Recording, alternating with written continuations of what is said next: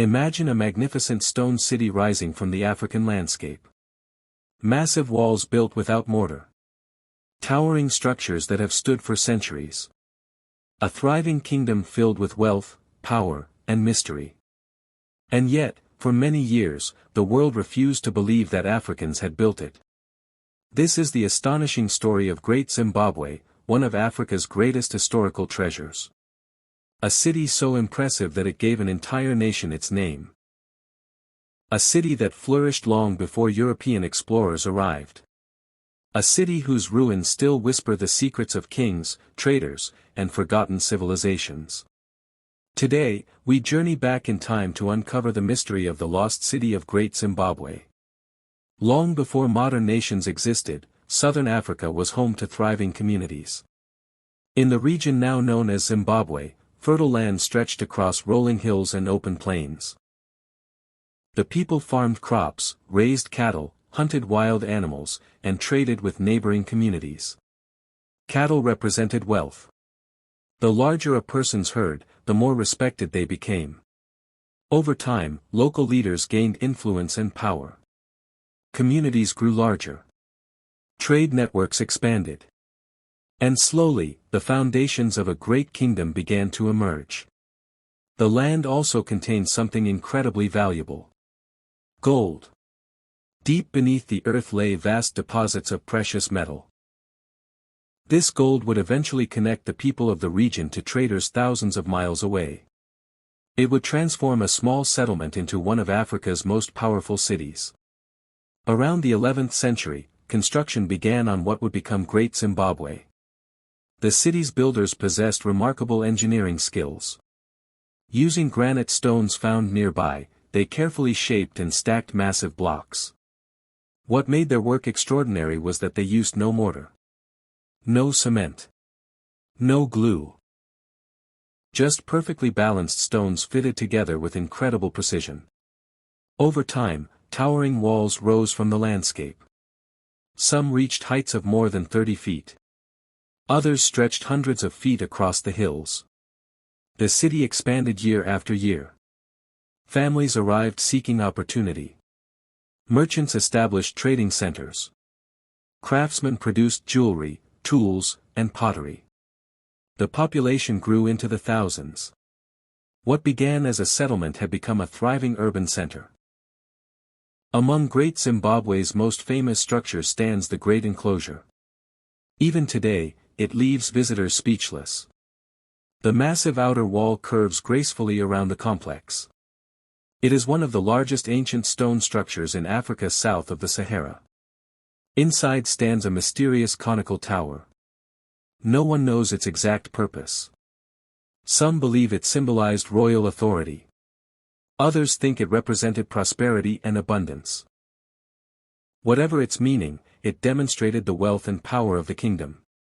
The builders created narrow passageways and carefully designed entrances.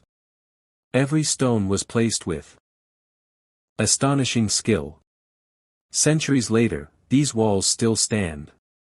A testament to the ingenuity of their creators. Great Zimbabwe was not merely a city. It was the center of a powerful kingdom. Kings ruled over vast territories. They controlled cattle, farmland, and trade routes. Thousands of people lived under their authority. The city's elite occupied the hilltop areas. From these elevated positions, rulers could oversee the surrounding landscape. Their homes reflected status and privilege. Meanwhile, ordinary citizens lived in nearby settlements. They farmed, crafted goods, and supported the kingdom's economy. The kingdom's prosperity attracted merchants from distant lands. Trade became the lifeblood of the city. And wealth flowed into Great Zimbabwe from across the world. Many people imagine ancient Africa as isolated. Nothing could be further from the truth. Great Zimbabwe participated in an extensive international trade network. Merchants transported gold and ivory to the eastern coast of Africa. From there, goods crossed the Indian Ocean. Ships connected Africa with Arabia, Persia, India, and even China. Archaeologists have discovered Chinese porcelain among the ruins.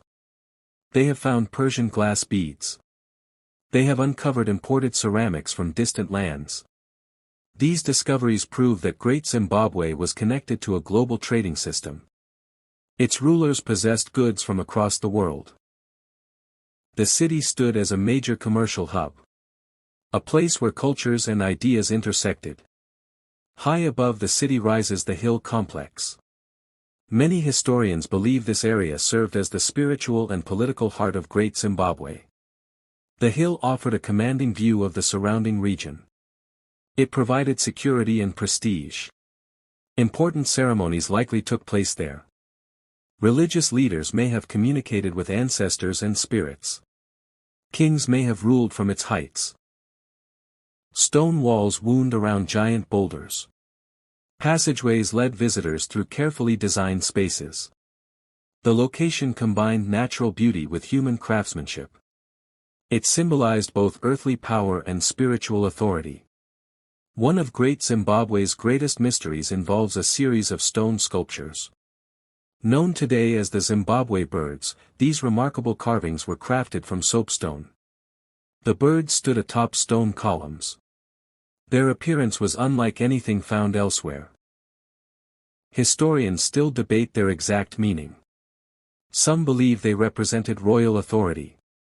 Others think they symbolized spiritual guardians.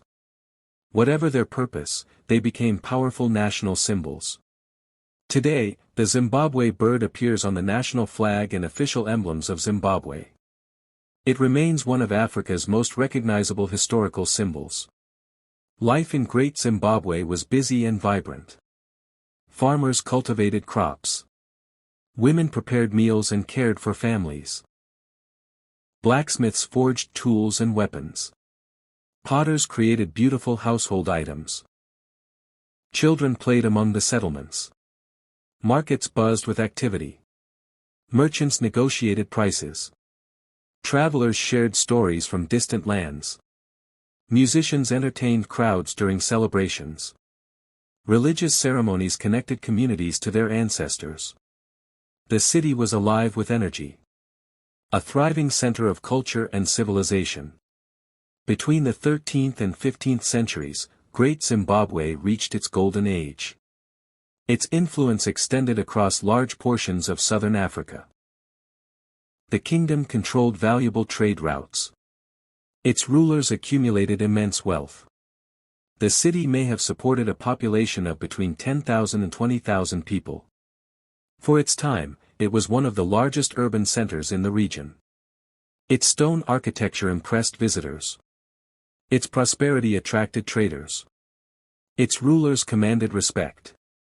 Great Zimbabwe had become a symbol of African achievement. Then something changed. By the 15th century, the city began to decline. Why? No one knows for certain.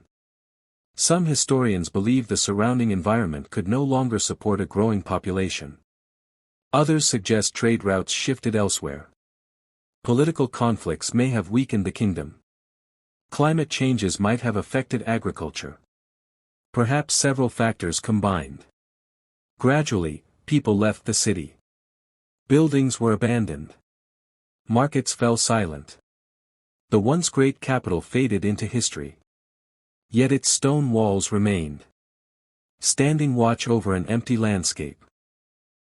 Centuries later, European explorers encountered the ruins. They were amazed. The structures seemed too sophisticated to fit their assumptions about Africa. Many refused to believe local Africans had built them.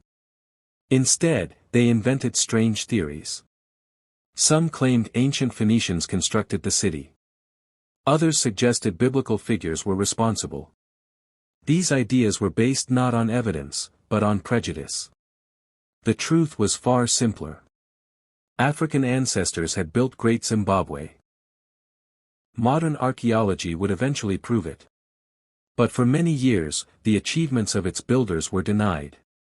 As scientific investigations expanded, evidence accumulated. Archaeologists studied artifacts. They analyzed construction methods. They examined cultural traditions. The findings were clear. Great Zimbabwe had been built by the ancestors of the Shona people. Its architecture evolved locally. Its culture reflected African traditions. Its wealth came from African trade networks. The myths collapsed. Facts replaced speculation.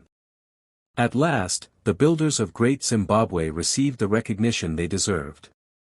During the struggle for independence, Great Zimbabwe became a powerful symbol. Its ruins demonstrated that Africans possessed advanced civilizations long before colonial rule. When the nation achieved independence in 1980, it adopted the name Zimbabwe. The choice honored the ancient city. The ruins became a source of pride and identity. They reminded citizens of a rich and powerful heritage. A heritage that could never be erased.